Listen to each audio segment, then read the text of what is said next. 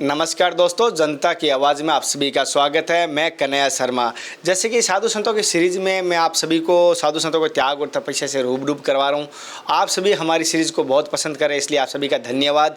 और जैसे कि आज मैं आपको जैसे कि साधु राम जी शास्त्री से मिलाऊंगा, उनसे आशीर्वाद लेंगे, उनसे कोशिश करूंगा, क्योंकि श्री राम सेवा आश्रम अभी मैं आया हूं उत्तर प्रदेश और यहाँ से इनसे आशीर्वाद लेंगे। लेकिन आज मैं सवाल तो लूँगा, लेकिन आप सभी को मुझे लगता है एक ही सवाल में सारी समस्याओं का हल हो जाएगा, क्योंकि आज हमारा सवाल होगा गीता के ऊपर। पहले तो हम गुरु जी को प्रणाम करते हैं, उसके बाद सीरीज शुरू करते हैं। पहले तो गुरु जी, मेरी तरफ से, मेरे देखने वाले सभी दर्शकों की तरफ से आपके चरणों में दंडवत कोटि कोटि प्रणाम। पहले जैसे गुरुजी, मैं एक चीज़ सुना है संतों से कि चार महत्व होते हैं, कि एक तो ब्रह्मचारी होता है, गृहस्थी होता है, वानप्रस्थ होता है, फिर सन्यासी होता है। पहला तो है ब्रह्मचर्य आश्रम, हाँ, फिर एक गृहस्थ आश्रम, हाँ, फिर वानप्रस्थ आश्रम, हाँ, फिर संन्यास आश्रम। इन चारों आश्रम में सबसे बड़ा आश्रम गृहस्थ आश्रम है।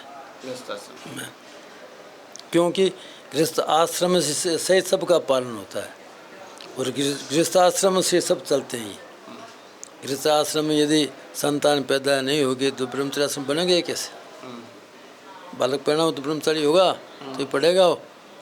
और वही फिर आगे करके जो गृहस्थ आश्रम में आएगा, फिर वही वानप्रस्थ में जाएगा, वही संन्यास में जाएगा। और सबका पालन पोषण गृहस्थ आश्रम से होता है, काम वही करते हैं। चाहे ब्रह्मचारी हैं, ब्रह्मचर्य आश्रम में रहते हैं, उनको भी पालन पोषण गृहस्थी करता है।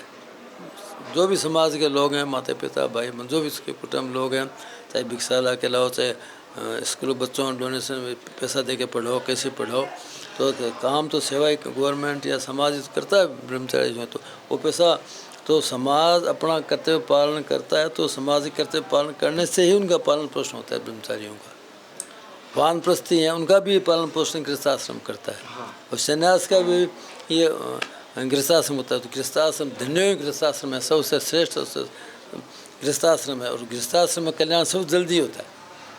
अपना कल्याण करना चाहे, भक्तभाव करना चाहे, निष्काम भाव से अपना कर्तव्य का पालन करे तो तत्काल भगवानी विहाय कामान ये सर्वान पुमाश्रित निष्प्रिय निर्ममो निरंकार स शांति मध्य गच्छति। कामना त्याग कर अपना कर्तव्य पालन करे तो भगवत प्राप्ति, उसको दुख की निवृत्ति और आनंद की प्राप्ति जीवन में हो जाएगी उसको। जैसे गुरुजी, अगर कोई सीधा सन्यासी बनता है, जिसको अगर जैसे अगर पितृदोष उसका निकल जाता है या नहीं रहता, कहते हैं कि अगर जब तक उसने अपने बच्चों को जन्म नहीं दिया तो उसका पितरों का वो जो कर्ज होता है, वो ऋण रहता है, फिर ऋण से मुक्त नहीं होता है। देखो ऐसा है, यदि मानव सच्चे मन से और संसार से वैराग्य लेकर के, पूर्ण वैराग्य लेकर के और भगवत प्राप्ति में लग जाए तो उससे श्रेष्ठ कोई काम नहीं। अच्छा, तो सदा के लिए जो आदमी भजन करता है निष्काम भाव से, वो अपना तो कल्याण करता है साथ साथ समाज के अंदर एक स्वाभाविक भजन से शांति होती है। इसका भगवान भजन करने से शांति होती है, उपासना करने से, भगवान भजन कीर्तन करने से।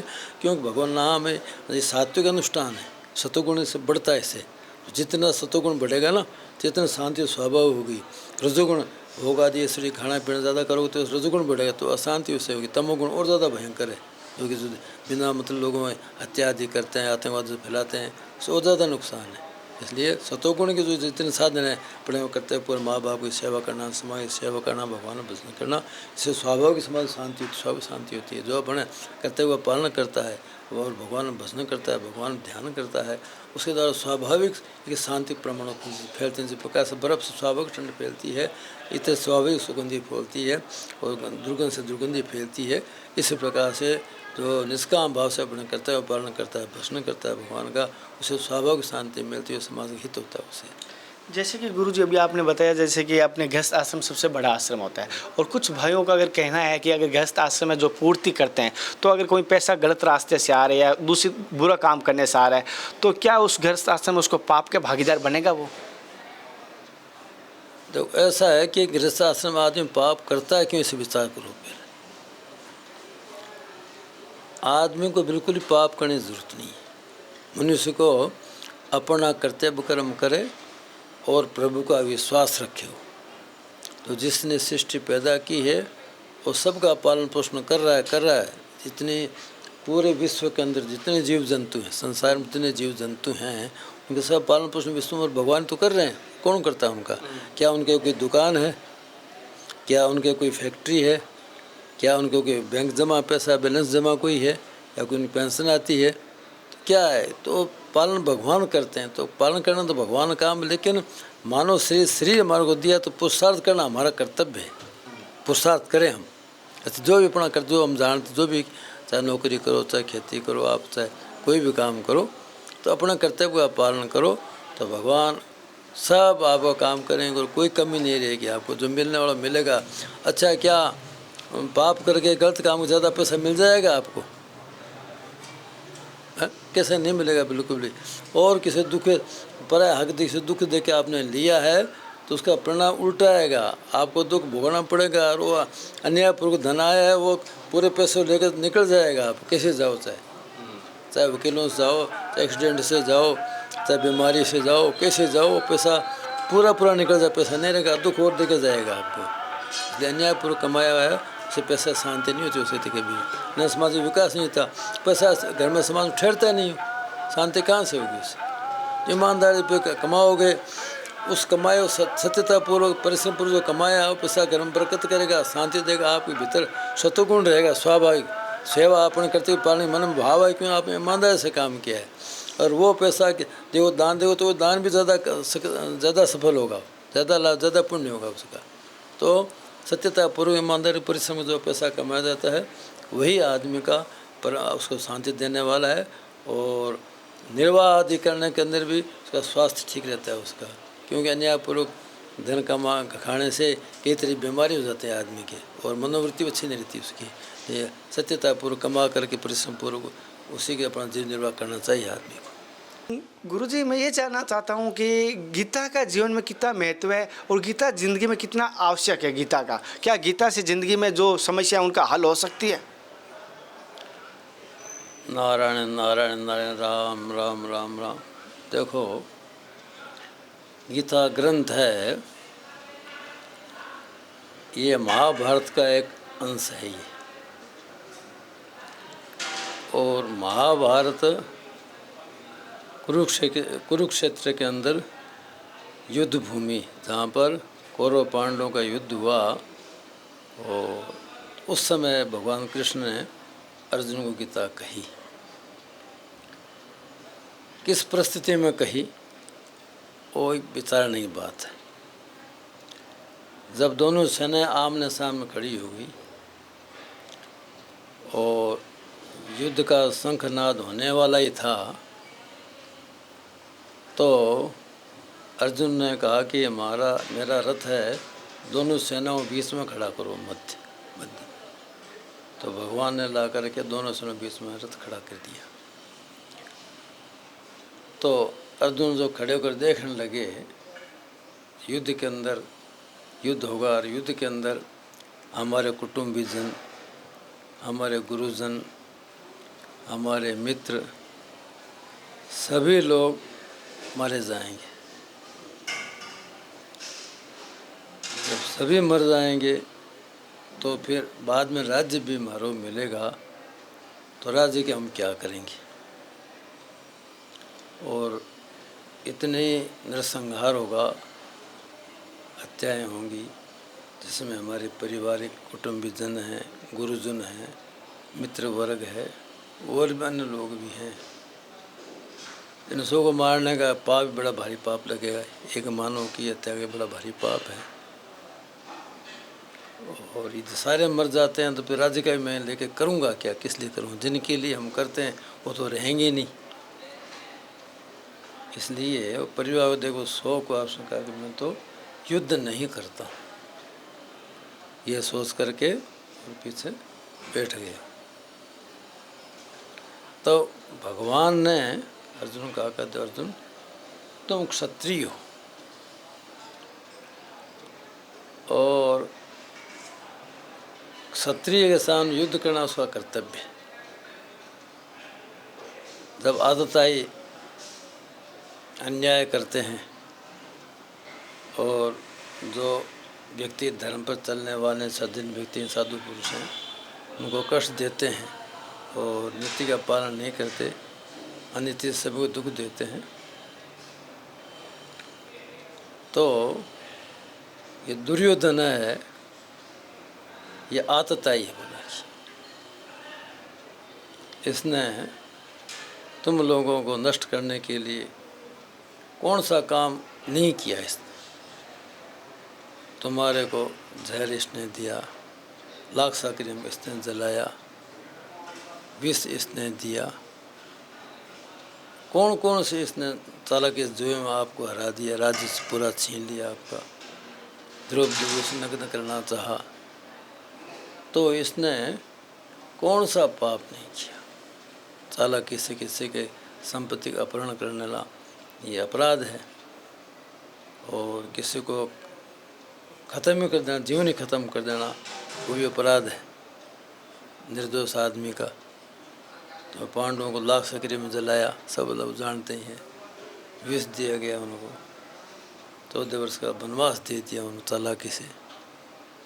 द्रौपदी का अपमान, बड़ी सभा अपमान करने के लिए वस्त्र हरण करने की चेष्टा की।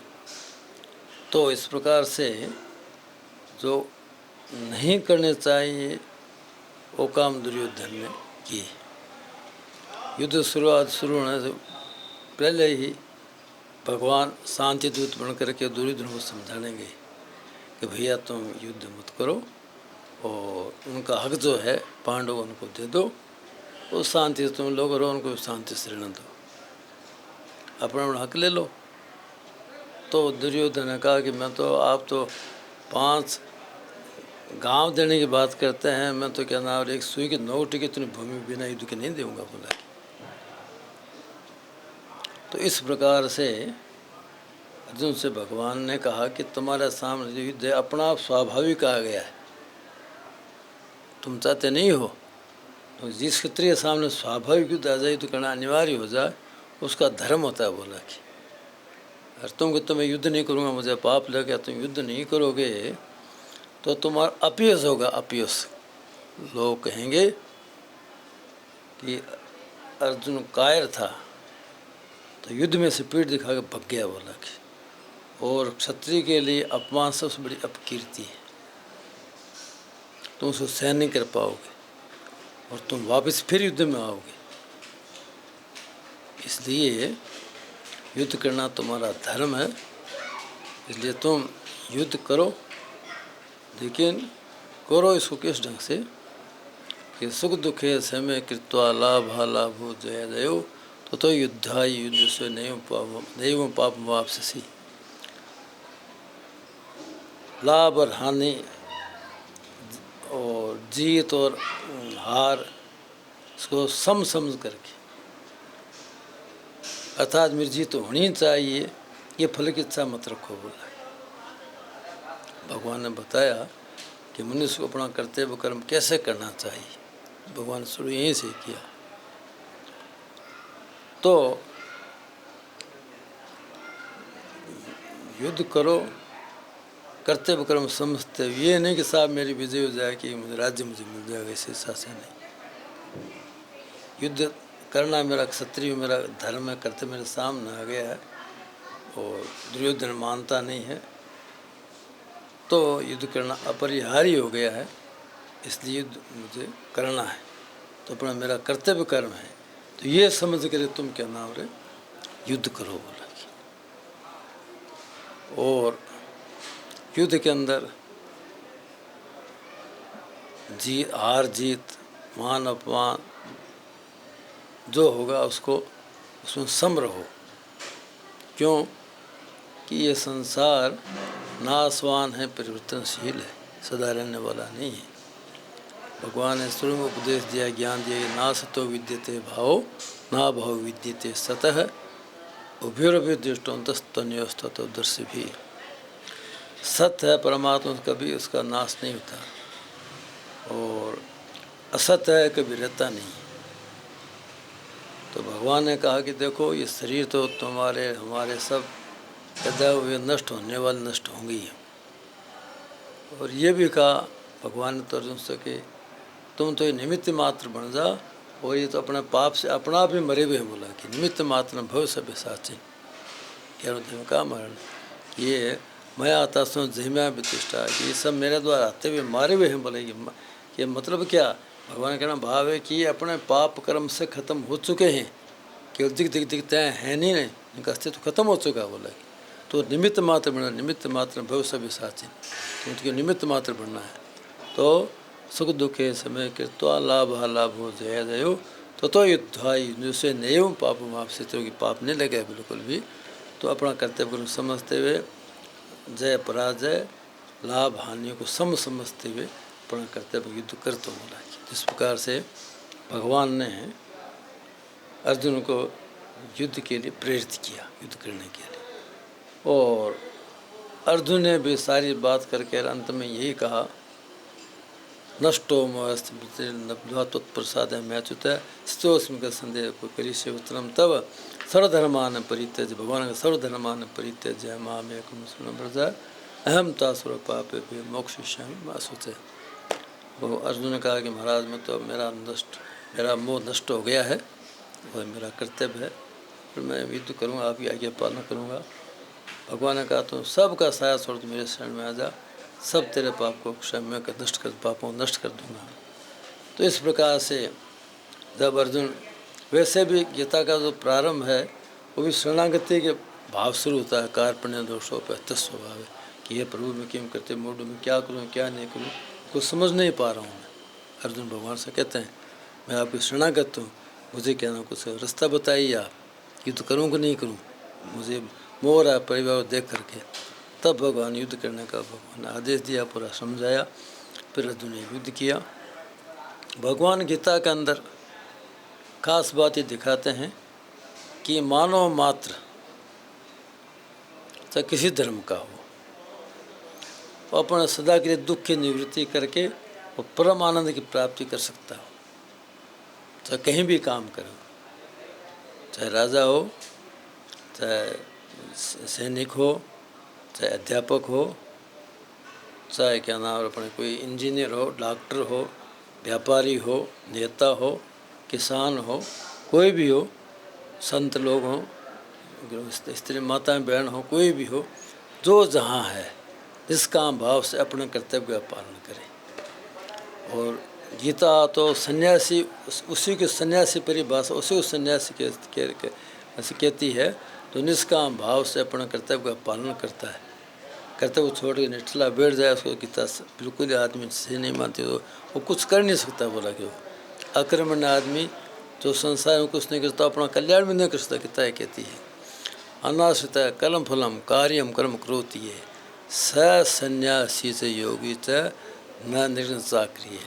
अग्नि मत जलाओ, भिक्षा मांग के खाओ, अक्रमण होकर बैठे रहो, गीता तो सन्यासी नहीं। बिल्कुल बोला सन्यासी कौन है?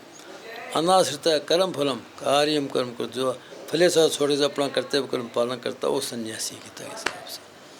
तो मनुष्य को अपने कर्तव्य का पालन करना चाहिए, जो जहाँ निष्काम भाव से कर्मण्यवाधिकारस्ते माँ फले सुखदातन बा कल्पल हेतुर माते संगस्तु अकर्मणि। तो अपने फले साथ छोड़कर अपने कर्तव्य का पालन करो। विहाय कामान ये सर्वान पमास्थित निष्प्रिय है निर्ममो निरहंकार से शांतिमति गच्छति।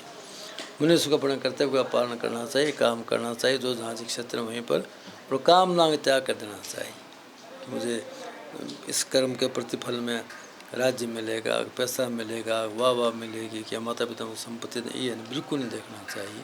पर कर्तव्य कर्म माता पिता की सेवा करना, अपने भाई बंधुओं की सेवा करना, दीन दुखियों की सेवा करना, तो अपना कर्तव्य कर्म समझते हुए उन सब की सेवा करो, बच्चे से उसे काम करो, अध्यापक हो तो बच्चों को पढ़ाओ, किसान हो तो खेती करो, ये करो सबके हित के लिए, भले के लिए।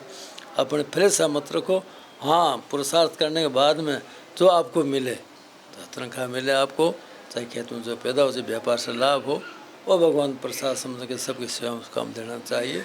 इस प्रकार यदि हम हमारे कर्तव्य का पालन करते हैं तो अपना जो मनुष्य जहाँ है जिस जगह भी हो, अपना कर्तव्य कर्म करते हुए परम प्राप्ति सहज प्राप्त हो सकता ही है। इस काम भाव से दूसरों को सुख देने से जो मनुष्य की भूत संसार की जो सुख देने आसक्ति है, एक स्वाभाविक पांच इंद्रियों खाने के, पीने के, देखने के, धन संपत्ति के, मान बढ़ा के, स्त्री पुरुष के, दूसरे का आकर्षण सुख लेने में जो आसक्ति भाव है, वो भाव निष्काम भाव से अपने माता पिता की, अपने परिवार के, कुटुंबजनों की, दीन दुखियों की, वो माता की सेवा करने से तो संसार में जो हमारा खिंचता अट्रैक्शन, जो संसार में अट्रैक्शन, उससे सेवा करने से खत्म हो जाता है। ते प्रापन्ति माँ में सर्वभूति की कहते संयमेन्द्रिय ग्रामम सर्वत्र संबुद्ध है, ते प्रापन्ति माँ में सर्वभूते ते रहता। तो निष्काम भाव सबका हित चाहता है। करने में तो भगवान ने यही कहा कि तो जितने तुम्हारी सामर्थ्य है, तुम्हारी समझ है, जितना तुम्हारा समय है, तुम्हारा समझ है, उसी हिसाब से वो काम करो। लेकिन काम करते हित की भावना सबके प्रति रखो। करने में तो अपनी सीमा के अनुसार कर पाओगे, लेकिन भावना रखने सबका हित चाहो, किसी का भी हित बिल्कुल मत चाहो। इस काम भाव से हित चाहिए सबका, और हमारा जीवन शास्त्र अनुकूल होगा, रहने के अंदर खाना पीना शुद्ध होगा हमारा, इंद्रियों संयम। मतलब क्या कि जो शास्त्र में निषेध हो उसका त्याग करना, जो शास्त्र जिसकी विहित कहता है, जो विधि है उसको करना। जो स्वाभाविक बात है कि आहार विहार शुद्धि के लिए गीता माया साहब की आदमी को गुटखा, पान, पराग, शराब आदि बिल्कुल सेवन नहीं करना चाहिए। तामसिक गुणों तामसिक सेवन नहीं करना चाहिए। तो गीता ने कहा तो उसका पालन करना चाहिए हमारे। वो पालन करते हुए फिर अपना करते हुए पालन करेंगे तो उससे तत्काल शांति मिलेगी हमारे को। यदि निषिद्ध काम साथ साथ में रहेगा तो सेवा करने पूर्ण शांति नहीं मिलेगी। जैसे गुरुजी ने गीता के बारे में बताया और चारों आश्रमों के बारे में बताया था, और कर्तव्य अगर पालन करें और धर्म पर चलें तो कोई भी पाप का भागीदार नहीं रहेगा। अपने कर्तव्यों का पालन करें। दोस्तों कोशिश करूंगा ऐसे ही सनातन धर्म के बारे में जानकारी आपके सामने लाता रहूँगा। फिर मिलते हैं नए संत महात्मा के साथ। तब तक जय हिंद, वंदे मातरम, हर हर महादेव, जय गुरुदेव, जय सिया राम, नारायण।